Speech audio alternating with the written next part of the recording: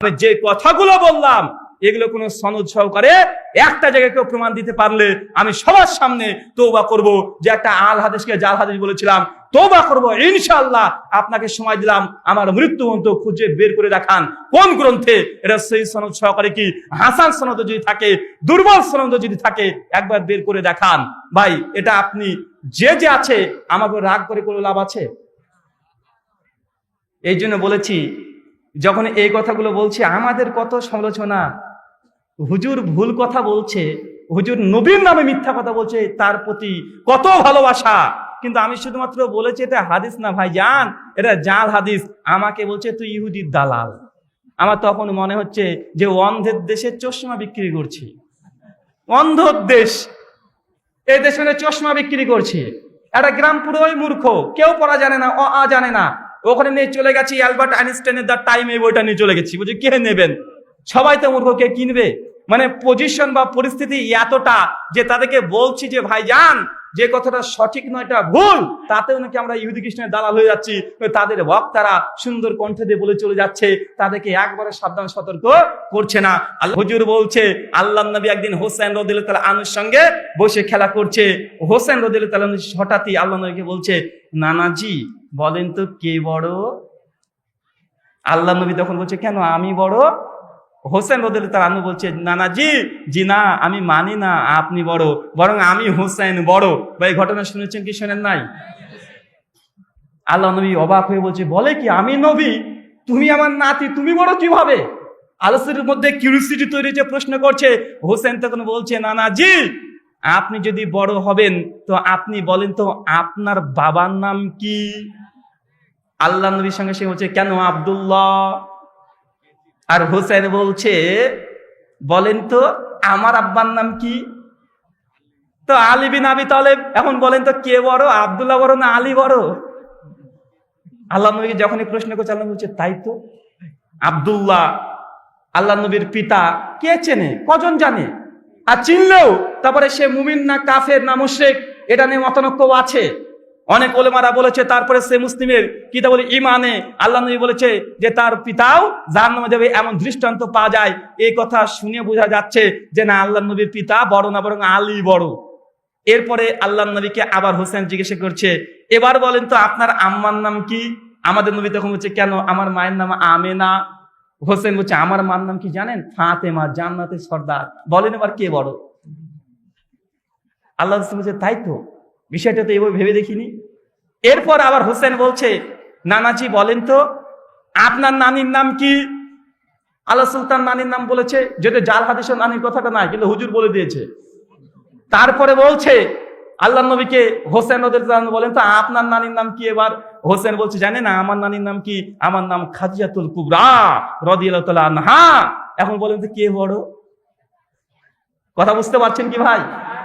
এরপর এইভাবে চলতে শুরু করেছে, বলছে এবার বলেন তো আপনার নানার নাম কি হয়েছে? বাবার নাম যখন বলছে নানার নাম কি, তখন নানার নাম বলেছে। আর হোসেন বলছে, আমার নানার নাম কি জানেন? আমার নানার নাম মুহাম্মদ রাসূলুল্লাহ সাল্লাল্লাহু আলাইহি সাল্লাম। এবার বলেন কে বেশি সম্মানিত, আপনি বেশি সম্মানিত না আমি হোসেন বেশি সম্মানিত? আল্লাহর সঙ্গে চোখের পানি ফেলে দিয়েছে, আর হোসেনের জন্য দোয়া করছে, আর বলছে, সত্যি হোসেন তুমি হচ্ছে আল্লাহর কাছে বেশি সম্মানিত, তোমার সব সময় তুমি বেশি সম্মানিত, এই কথা বলে দিচ্ছে। অথচ ঘটনায় এটাও মেড ইন চায়না। এই কথা আহলুস সুন্নাহ ওয়াল জামাতের কোন হাদিসের গ্রন্থে, কোন তাফসীর গ্রন্থে আসে নাই। এটা এসেছে প্রথম শিয়াদের গ্রন্থে। কাদের কথা বলেন? কারণ যে শিয়ারা মনে করে যে আলী প্রকৃত নবী হওয়ার কথা ছিল, শিয়ারা মনে করে আলী রাদিয়াল্লাহু তাআলা আনহু তিনি হচ্ছে মুশকিল কুশা, শিয়ারা মনে করে আলী পরোক্ষভাবে আল্লাহ, বলে নাউযুবিল্লাহ মিন যালিক। এই শিয়ারাই আল্লাহ নবীকে নিচু রাখাতে গিয়ে এই কল্পনা করে একটা ঘটনা রাঙিয়ে তুলেছে। আর এটাই আমাদের জনপ্রিয় বক্তারা আলোচনা করে যাচ্ছে, মানুষ সুবহানাল্লাহ বলছে। কত শত যে জাল হাদিস আছে, আমি তার একটা বক্তৃতা শুনেছি, একটা বক্তৃতা শুনে 17খানা জাল হাদিস পেয়েছি, মানে ভিত্তিহীন হাদিস। আমি যখন কনফিউজ হয়ে গেলাম আসলে কি হাদিসটা, আমি যখন সার্চ করলাম, খুঁজলাম, খুঁজে পেলাম না, তখন আমাকে ভরসা, বাংলাদেশে একজন স্বনামধন্য আলোচক আছে, লেখক আছে, উনি যদিও মাযহাবে হানাফি, আকীদায় দেওবন্দি, তার নাম মাওলানা আব্দুল মালেক, তার একটা বই আছে এগুলো হাদিস নয়, প্রথম খণ্ড দ্বিতীয় খণ্ড, আর একটা বই আছে প্রচলিত ভুল। ওই বইটা যখন পড়তে শুরু করলাম দেখছি উনিও বলছে এটা নবীর নামে মিথ্যা কথা বলা হয়েছে, এর কোনো সনদ নেই। তখন আমি আরো জোর হয়ে গেল যে হ্যাঁ, আমি যেটা খুঁজেছি পাইনি, আসলে এটাই ঠিক, এটা হাদিসই নয়। ভাই আমার কথা কি বুঝতে পারছেন? রাগ হচ্ছে ভাই? এতদিন সহিহ হাদিস শুনেছেন, আজকে জাল হাদিস বলবো, শুধু জাল হাদিস বলবো, রাজি আছেন? আজকে হাদিসই হচ্ছে শুধু জাল হাদিস, বক্তার নাম নেব না, কিন্তু আপনাকে বুঝতে হবে, যখন কোন এই বক্তা কথা বলবে, হাদিসগুলো বলবে, হুজুরকে বলে হুজুর আপনাকে আমি আল্লাহর জন্য ভালোবাসি, আপনি আমাকে একটু বলেন তো এই হাদিসটা কোথায় আছে? সহিহ হাদিস অনেক শুনেছেন, জাল হাদিস কিছু শুনে নেন। ভাই জাল হাদিস না শুনলে কোন জাল হাদিস আপনি বিশ্বাস করতে শুরু করে দিবেন, এটা আপনি টেরও পাবেন না।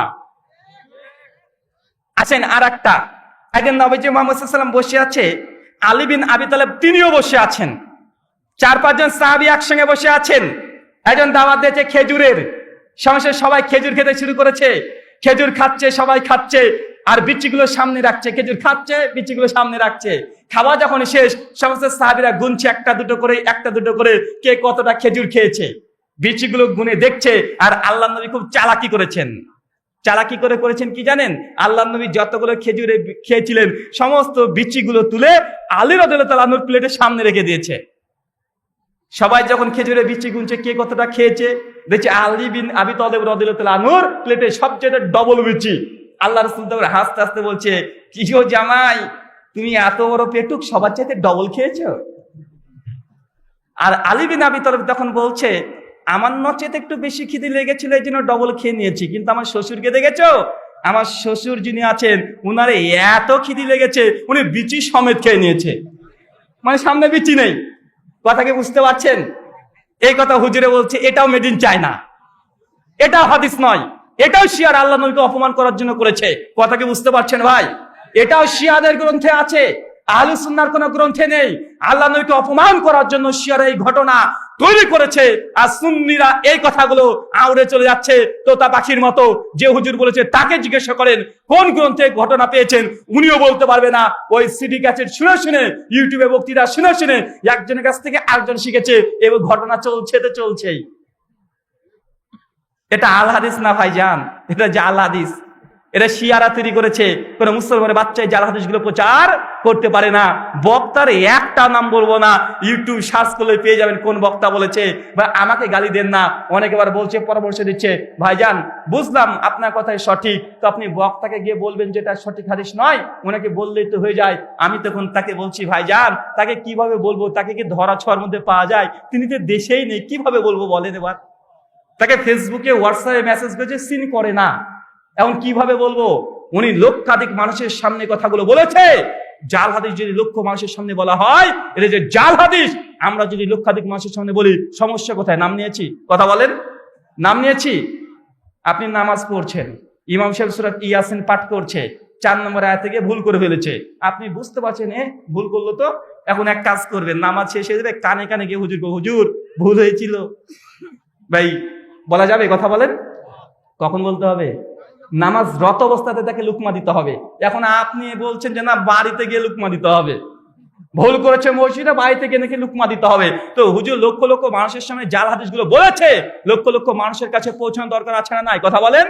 আমি যদি হুজুরকে ফোন করে বলেও দিই এটা জাল হাদিস, তো হুজুর সংশোধন হলো, লাখ লাখ মানুষের হাদিস যে শুনেছে, এরা কিভাবে শুধরাবে? কথা কি বুঝতে পারছেন? হুজুরকে সংশোধনের চাইতে জনসাধারণের কাছে। আমি ভিডিওটা যখন ইউটিউবে দেখলাম, একটা চ্যানেলে 25 মিলিয়ন ভিউ হয়েছে, একটা চ্যানেলে, একটা ইউটিউব থেকে। ফেসবুক থেকে কত লক্ষ হয়েছে এর কোনো হিসাব নেই, কতজন শেয়ার দিচ্ছে হিসাব নেই, কিন্তু এক হাদিস, একটা আলোচনার মধ্যে সব হাদিসগুলো জমা হয়েছে। আরেকটা শুনবেন, একদিন হঠাৎই আল্লাহর নবী মূসা আলাইহিস সালাম আল্লাহ কাছে, আল্লাহ আমি কার সঙ্গে থাকবো জান্নাতে, আমি একটু দেখতে চাই। সঙ্গে সঙ্গে আল্লাহ বলছেন, তুমি এক কসাইয়ের সঙ্গে থাকবে। কার সঙ্গে? দেশে আর লোক নাই, কসাইয়ের সঙ্গে থাকবে। মুসা আলাইহিস সালাম অবাক, বলে কি আমি নবী মুসা? আর মুসা আলাইহিস সালামের রাগ এমনি বেশি, কালিমুল্লাহ আল্লাহর সঙ্গে কথা বলেছে যিনি সরাসরি। সঙ্গে সঙ্গে মুসা আলাইহিস সালাম, আল্লাহ আমি কষের সঙ্গে থাকবো? এই ব্যক্তি কেমন ব্যক্তি, একে দেখতে চাই, একে দেখার খুব শখ। আল্লাহ সুবহানাহু ওয়া তাআলা তখন মুসাকে ঠিকানা দিয়েছে, চলে গেছে। ভাই আমাদের সুর নেই, টোনও নেই, কেমন যে লাগছে বুঝতেও পারছি না, কিন্তু হুজুর যখন বলে খুব ভালো লাগে, আমারও শুনতে ভালো লাগে, এত সুন্দর করে বলে দেয়। তারপরে সঙ্গে সঙ্গে মুসা সালাম চলে গেছে, যে একজন কসাই, সে মাংস কাটতে ব্যস্ত। হঠাৎ কসাইকে বলছে আপনার সাথে দেখা করতে এসেছি। কসাই বলছে আচ্ছা ঠিক আছে বসেন, আমি মাংসটা কেটে নিই। মাংস যখন কাটা হয়ে গেছে, মুসা সালাম বলছে আপনার সঙ্গে কিছু কথা আছে। তারপরে কসাই বলছে এখন তুমি বাড়িতে যাবো, চলেন আজকে আমার মেহমান হয়ে যান।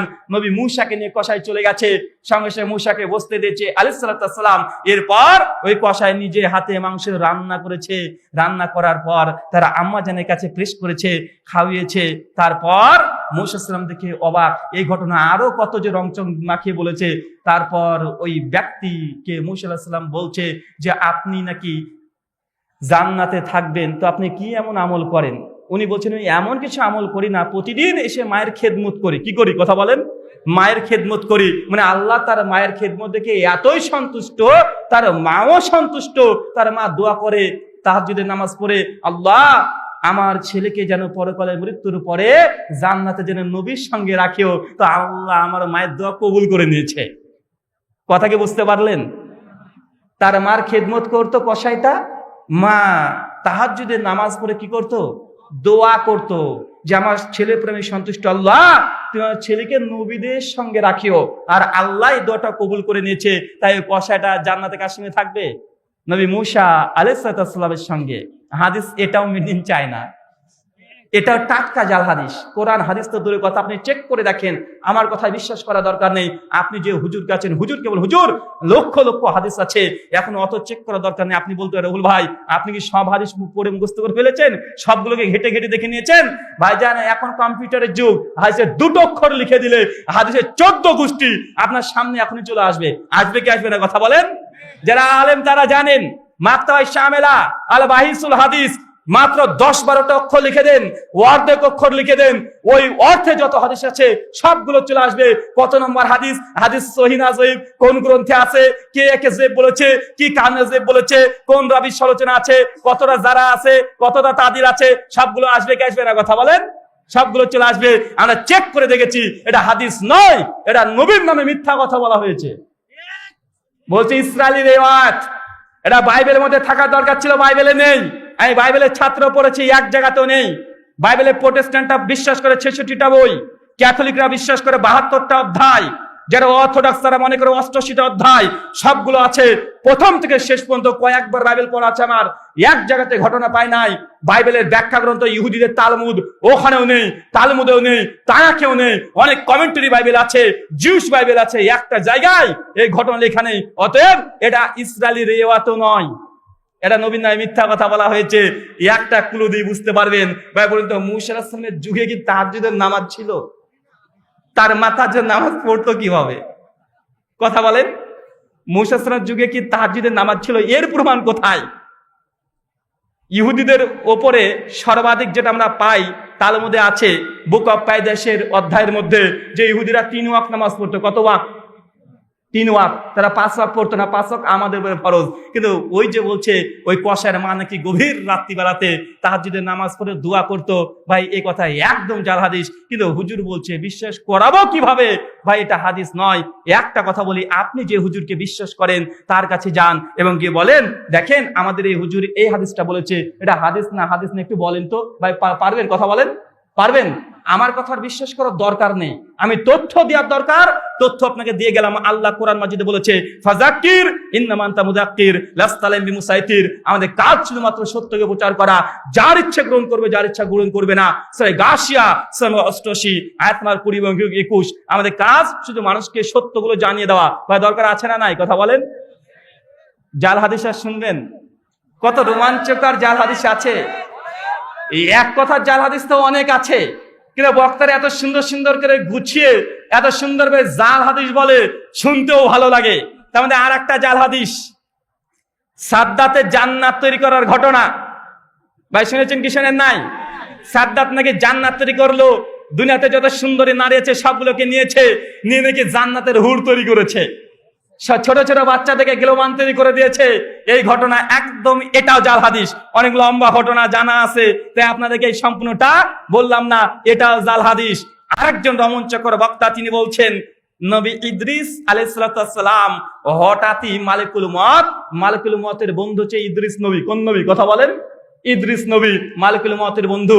হঠাৎই একদিন নবী ইদ্রিস মালিকুল মউতকে বলছে যে মালিকুল মউত দোস্ত আমাকে জান্নাত দেখাও না, আমি জান্নাত দেখব। কোন নবী বলেন ভাই? নবী ইদ্রিস আলাইহিস সালাম বলছে আমি এখন জান্নাত দেখব। সঙ্গে সঙ্গে মালিকুল মউত বলছে দোস্ত দেখবা, চলো তোমাকে নিয়ে যাই। সঙ্গে সঙ্গে ইদ্রিস আলাইহিস সালামকে নিয়ে চলে গেছে জান্নাতে। জান্নাত প্রথমে না দেখে জাহান্নাম আগে দেখেছে। জাহান্নামে নবী ইদ্রিসকে ঢুকে দিয়েছে, দেখে জাহান্নামের ভয়াবহতা আগুন দেখে নবী ইদ্রিস অজ্ঞান হয়ে পড়ে যায়। এমতো অবস্থাতে সঙ্গে সঙ্গে মালিকুল মউত তার পাখা দিয়ে নবী ইদ্রিসকে জাহান্নাম থেকে বের করে নিয়ে চলে এসেছে। নবী ইদ্রিস তার বলছে বাপ রে বাপ, কোথায় ঢুকিয়েছিলে? বলছে এটা জান্নাত না, এটা জাহান্নাম। বলছে আমাকে জান্নাত দেখাও। সঙ্গে সঙ্গে মালিকুল মউত ইদ্রিস আলাইহিস সালামকে নিয়ে জান্নাত পরিদর্শন করতে ঢুকেছে। জান্নাত যখন দেখাচ্ছে, দেখা যখন হয়ে গেছে, তখন বলছে চলেন, এবার চলেন দুনিয়াতে চলেন। মানে মালিকুল মউত নবী ইদ্রিসকে বলছে চলেন দুনিয়াতে চলেন। যখন এই কথা বলেছে আর সঙ্গে সঙ্গে নবী ইদ্রিস বলছে না, আমি জান্নাত থেকে যাব না, কারণ আল্লাহ বলেছে যে জান্নাতে প্রবেশ করেছে আর সে জান্নাত থেকে বের হতে পারবে না, আমি আর জান্নাত থেকে যাচ্ছি না, তুমি যাও। ভাই ঘটনা শুনেছি কি শুনেন নাই কথা বলেন?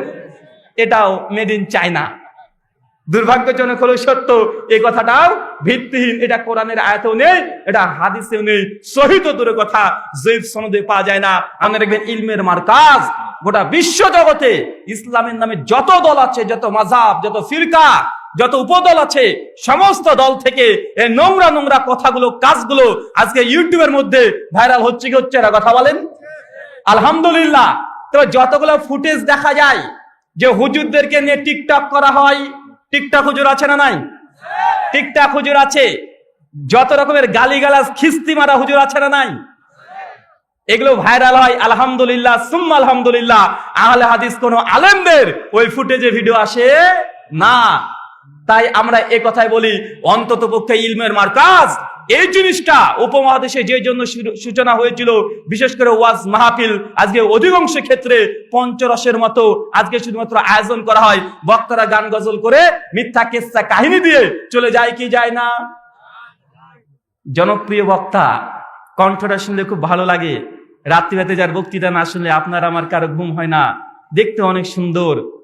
তিনি বলছেন আল্লাহ সুবহানাহু ওয়া তাআলার নাম হচ্ছে রাজ্জাক। আর রাজ্জাক মানে রিজিক দাতা। আল্লাহ সুবহানাহু ওয়া তাআলা রিজিক দাতা, বিন্দু পরিমাণের সন্দেহ নেই। এই কথা তাফসীর করছে হুজুর। ওই যে একদিন হঠাৎই আল্লাহ সুবহানাহু ওয়া তাআলার কাছে নবী সুলাইমান আলাইহিস সালাম, একজন নবী ছিলেন না ভাই? নবী সুলাইমান আলাইহিস সালাম আল্লাহকে বলছে আল্লাহ তুমি আমাকে গোটা বিশ্ব জগতের বাদশা বানিয়েছো, তুমি আর রাজ্জাক, তুমি রিজিক দাতা, আর আমিও গোটা বিশ্ব জগতে এখন আমি বাদশা, মানুষকে আমি আহার দিই। তো আল্লাহ সুবহানাহু ওয়া তাআলা আমি তোমার কাছে প্রার্থনা করছি, একটু চাইছি যে আল্লাহ আমাকে একটা বছরের জন্য আল্লাহ তুমি আমাকে গোটা বিশ্ব জগতের প্রাণ জগৎকে আমি কিছু মানে খাওয়াতে চাই, তুমি একটু অনুমতি দাও। আল্লাহ এই আবদার শুনে সঙ্গে সঙ্গে বলছে সুলাইমান এটা কোনো মানুষের দ্বারা সম্ভব নয়, অতএব তুমিও এই সৃষ্টি জগৎকে তুমি খাবার খাওয়াতে পারবে না। ভাই আলোচনা শুনেছেন? শোনা আছে? এরপরে হুজুর অনেক সুন্দর করে বলছে আল্লাহ যদি 1 বছরের জন্য না পারি তো 1 মাসের জন্য দাও। আল্লাহ হচ্ছে সুলাইমান পারবে না। আল্লাহ 1 সপ্তাহের জন্য দাও। সুলাইমান তুমি পারবে না। আল্লাহ 1 দিনকার জন্য দাও।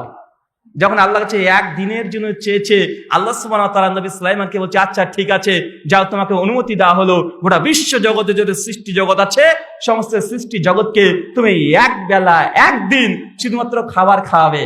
নবী সুলাইমান তো বাগ খুশি, একদম খুব খুশি যে সৃষ্টি জগৎকে খাবার খাওয়াবে, হুজুরের ভাষায় লাঞ্চ করাবে। এরপরেই নবী সুলাইমান আলাইহিস সালাম জিনদের বাদশাকে ডেকে এনেছে, এনে মিটিং করেছে, মিটিং করে বলছে আমি এক বেলার জন্য গোটা সৃষ্টি জগৎকে খাওয়াতে চাই, অতএব পৃথিবীর যত শস্য ক্ষেত্র আছে সব আমার সামনে হাজির করো, আর যত সামুদ্রিক প্রাণী আছে, যত পাখি আছে, সবগুলোকে ধরে ধরে আমার সামনে নিয়ে এসো আর রান্না করতে শুরু করে দাও। হুজুর তখন বলছে আকাশে যত পাখি আছে, যত জমিনে মুরগি আছে, সবগুলোকে নিয়ে এসে এখন জিন আর ইনসান মানে মানুষ তার রোস্ট করতে শুরু করে দিয়েছে, সামুদ্রিক বড় বড় মাছ ধরে ধরে ভুনা করতে শুরু করে দিয়েছে। বা আলোচনা শুনেছি কি শুনি নাই?